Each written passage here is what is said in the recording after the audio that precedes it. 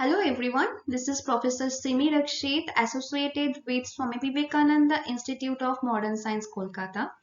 In this video, I am going to talk about industrial relation. This is the second video on industrial relation. In my previous video under industrial relation, I have already covered some topic, and in this video, I am going to cover approaches related to industrial relation. Different scholars and experts have given various views in the context of industrial relations. To understand each of these approaches in details, read below. So here the first one, system approach. Second is unitary approach. Third is pluralistic approach. Fourth is Marxist approach. Fifth, sociological approach. Sixth one, Gandhian approach. Seventh one, psychological approach. And the last one is human relation approach. In this video, I will cover first three approaches. So first approach is system approach, second approach is unitary approach, and third approach is pluralistic approach. So here the first one, the system approach. So let's see this one. John Dunlop have the system theory of industrial relation in the year 1985. He believed that every human being belongs to the continuous but independent social system culture, which is responsible for forming his or her action, behavior, and role. The industrial relation system was based on three sets of different variables. First one is actor. By actors, here we mean that the individual or parties involved in the process of developing sound industrial relations. The variable is denoted by A. And the next one is here context. The context refers the setup in which the actor performed the given task. It includes the industry markets, which is M, technologies, and the power distribution in the organization and labor unions. So we can represent industry market by M, then we can denote technologies by T, and the last one, power distribution in the organization and labor unions by P. Now the next variable is ideology. So what is ideology? The similar ideas, mentality, or belief shared by the actors help to blend the system. It can be expressed by initial I. Based on these variables, the following formula was derived by Dunlop. So this is the formula. So the formula is R is equals to ATMPI. So here this is the formula by which we can present this system approach.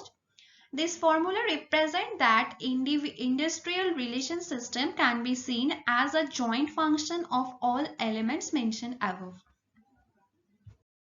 Now I am going to discuss about the second approach, which is unitary approach.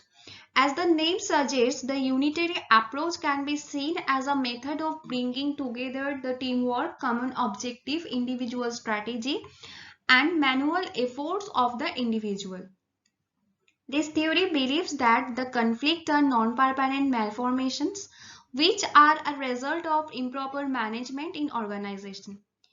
Moreover, if everyone works towards the achievement of common goals by maintaining peace and cooperation in the workplace, it will tend to benefit everyone associated with the organization.